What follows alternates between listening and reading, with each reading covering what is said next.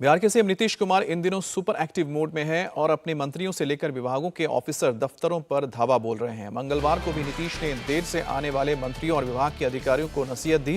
नीतीश की surprise visit के दौरान जेडीयू कोटे के मंत्री तो ड्यूटी पर मिले, लेकिन आरजेडी या फिर दूसरे दलों के कोटे के मंत्री मौजूद नहीं मिले, जिससे सीएम नीतीश दूसरे दलों के कोटे के मंत्रियों से नाराज हैं। इधर नीतीश की सरप्राइज विजिट को सियासी एक्सरसाइज के तौर पर देखा जा रहा है।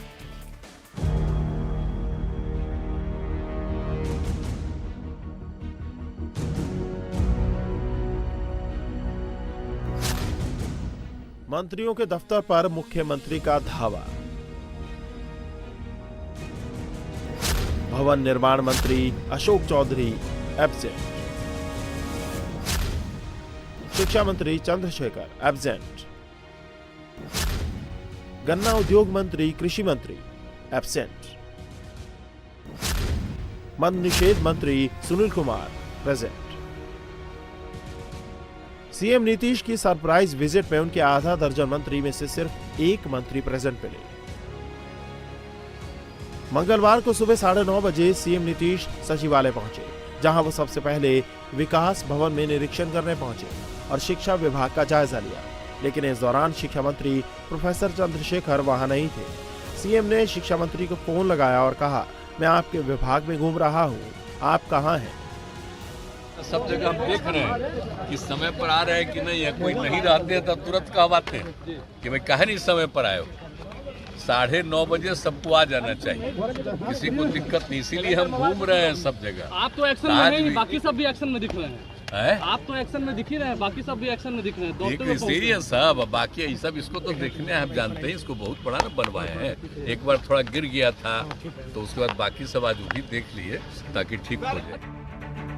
सुशासन बाबू एक्शन में है, अपने ही मंत्रियों को अनुशासन का पाठ पढ़ा रहे हैं, लेकिन उनके अचानक एक्टिव होने की वजह सियासी बताई जा रही है, क्योंकि सीएम के सरप्राइज विजिट में जेडीयू के मंत्री कम और आरजेडी के मंत्री ज्यादा लेट लतीफ पाए गए।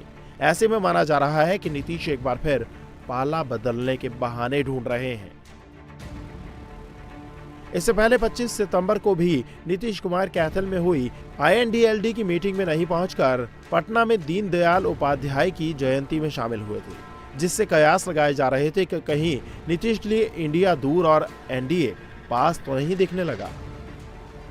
हम तो कितना जगह जाते हैं, सब जगह जाते रहते हैं, कोई बात तो थोड़ी। तो जहाँ जाना होता वहाँ जाते ही है, ऐसा कोई बात नहीं।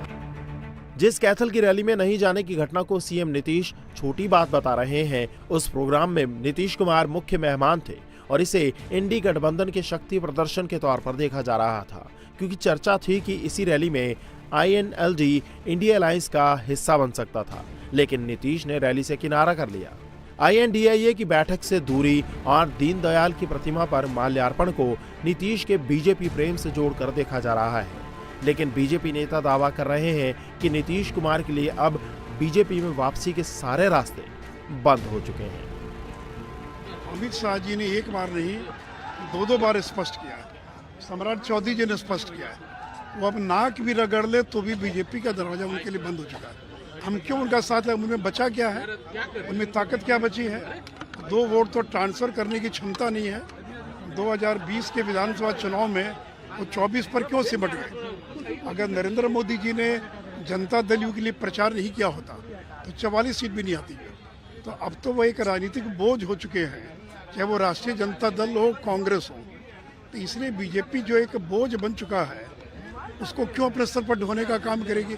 हमको उनकी आवश्यकता क्या है? हम अपने बलबूते, अपने सहयोगियों के बलबूते 24 जीतेंगे और 25 भी जीतने का काम करेंगे। मैंने स्पष्ट कर दिया कि बीजेपी की ओर से रास्ता बंद है, इसलिए वो कुछ भी कर लें, बीजेपी में उनका प्रवेश नहीं हो सकता। नीतीश कुमार जी को देर सवेर यह आभास हो रहा है कि अंत्योदय एकात्म मानववाद ही बिहार और भारत का कल्याण कर सकता है।